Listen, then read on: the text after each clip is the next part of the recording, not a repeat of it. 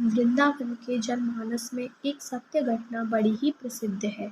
आइए आज थोड़ा सा समय निकालकर उस प्यारी सी सत्य घटना को सुनते हैं। सत्य घटना है एक वृद्धा की श्रद्धा के ऊपर। नमस्कार दोस्तों, स्वागत है आपका मेरे चैनल छोटे लड्डू गोपाल में। आज मैं आपको सुनाऊंगी एक ऐसी सत्य घटना जिसे सुनकर आप भी हैरान हो जाएंगे। तो फ्रेंड्स, बने रहिए वीडियो के एंड तक। एक बार एक लड़की थी, उसे अपने घर के संस्कारों की वजह से लड्डू गोपाल की भक्ति मिली। उस लड़की की बड़ी आस्था थी कि वो लड़की हमेशा वृंदावन जाती थी और लड्डू गोपाल के दर्शन करके आती थी। धीरे धीरे वो बड़ी होती रही और उसने वृंदावन जाना नहीं छोड़ा। उसकी शादी हो गई और बच्चे भी हो गए। वो भी बड़े हो गए, उनकी भी शादी हो गई। पर उस लड़की का नियम कायम था। एक दिन वो लड़की बुढ़िया हो गई और जब उसके चलने की बस की नहीं रही और वह वृंदावन जाकर लड्डू गोपाल की मूर्ति ले आई और घर पर ही रहकर उनकी पूजा सेवा करने लगी। एक दिन पूजा करने के बाद उस बुढ़िया ने अपनी बहू से कहा कि बहू, इस मूर्ति को अंदर वाले कमरे में रख दो। बहू उस मूर्ति को लेकर कमरे में गई और गलती से वो मूर्ति उसके हाथों से छूट गई और बड़ी जोर की आवाज आई। बुढ़िया घबराई, चिल्लाई। बुढ़िया ने कहा कि क्या हुआ बहू? बहू बोली, कुछ नहीं माँ जी, केवल मूर्ति ही गिर गई है। यह सुनकर बुढ़िया जोर जोर से रोने लगी। वह रो रो कर यही चिल्लाई जा रही थी कि कोई जाओ और जाकर डॉक्टर को बुलवाओ। मेरे लड्डू गोपाल को चोट लग गई है। मेरे लड्डू गोपाल को चोट लग गई है। पहले तो बहू ने सोचा कि बुढ़िया नाटक कर रही है, पर जब काफी देर हो जाने के बाद वो चुप नहीं हुई तो बहू को लगा बुढ़िया पागल हो गई है। वो क्या है ना, अक्सर बुढ़ापे में लोग सटिया जाते हैं ना।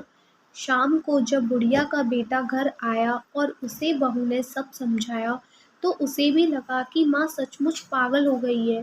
भला मूर्ति के लिए भी कोई डॉक्टर आता है? फिर उसे अपने बच्चों का ख्याल आया और उसने निश्चय किया कि माँ को पागल खाने भेजना पड़ेगा, नहीं तो माँ के पागलपन का असर उसके बच्चों पर भी पड़ेगा। उनके पड़ोस में एक बड़ा ही समझदार आदमी रहता था। जब उसके कानों तक यह बात पहुंची तो उसने उस माँ के बेटे को बुलाया और उसे समझाया कि देखो बेटा, बुढ़ापा और बचपन दोनों एक जैसे होते हैं। जो आदतें बचपन में होती हैं वही आदतें बुढ़ापे में भी होती हैं। तू एक काम कर, जा एक डॉक्टर को बुला ले। उसे पहले से ही समझा देना कि तुम्हें एक मूर्ति का चेकअप करना है और बाद में यह बोलना कि मूर्ति तो खत्म हो गई और उसमें अब जान भी बाकी नहीं है। जब उसे पैसे मिलेंगे तो भला उसे क्या परेशानी होगी। यह कहने में इस तरह तुम्हारी माँ को पागल खाने भी नहीं जाना पड़ेगा और उसकी जिद भी पूरी हो जाएगी।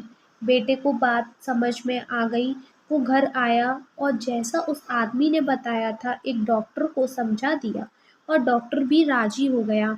अगले दिन डॉक्टर उस बुढ़िया के घर आया और घुसते ही बोला, अरे बुढ़िया, कहाँ है तेरे लड्डू गोपाल? बुढ़िया ने मूर्ति को दिखाते हुए कहा, आओ डॉक्टर साहब, आओ, देखना क्या हो गया है मेरे लड्डू गोपाल को। डॉक्टर दूर से ही बोला, अरे बुढ़िया, इसमें तो जान बाकी नहीं है, यह तो खत्म हो गई है। यह सुनकर बुढ़िया को गुस्सा आ गया और बुढ़िया ने डॉक्टर से पूछा, क्यों रे डॉक्टर, कितने साल हो गए हैं तुझे डॉक्टरी करते हुए? डॉक्टर सत पकाया और बोला, 40 साल। पर क्यों? बुढ़िया ने कहा कि इतने साल हो गए तुझे डॉक्टरी करते हुए, पर इतना समझ नहीं आया कि मरीज को हाथ लगाए बिना उसकी बीमारी का पता नहीं चलता। अब डॉक्टर को लगा कि वो कुछ ज़्यादा ही जल्दी अपना काम खत्म कर रहा है। उसने जाकर मूर्ति के हाथ की नब्ज देखी और कहा कि ले माँ, कुछ नहीं है तेरे लल्ला में। बुढ़िया बोली, बेटा सही से देख, ऐसा नहीं हो सकता। डॉक्टर ने इस बार छाती को चेक करके देखा और फिर बोला, माँ कुछ नहीं है तेरी मूर्ति में, यह खत्म हो गई। बुढ़िया ने कहा, बेटा वो जो मशीन होती है ना तुम्हारे पास, उससे चेक उससे चेक करके देख। डॉक्टर समझ गया कि बुढ़िया स्टेथोस्कोप की बात कर रही है।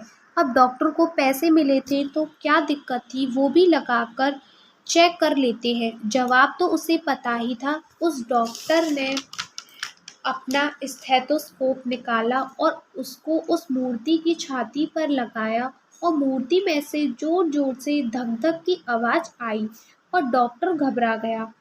फिर डॉक्टर का मन नहीं माना, उसने बार-बार चेक किया और हर बार धक-धक की आवाज़ आ रही थी। उस डॉक्टर ने बुढ़िया के पैर पकड़ लिए और बोला कि माँ, यह जो दुनिया तुझे पागल बोलती है ना, असल में यह दुनिया ही पागल है, जो इस मूर्ति के पीछे छुपी तेरी भावनाओं को नहीं देख पाई। इस मूर्ति में जान नहीं थी, यह तो तेरी श्रद्धा और भक्ति थी कि इस मूर्ति में भी जान आ गई। देखा मित्रों, आप यदि खुद पर विश्वास और मन में ईश्वर के प्रति अगाध श्रद्धा हो तो एक पर्वत को भी अपनी जगह छोड़नी पड़ती है।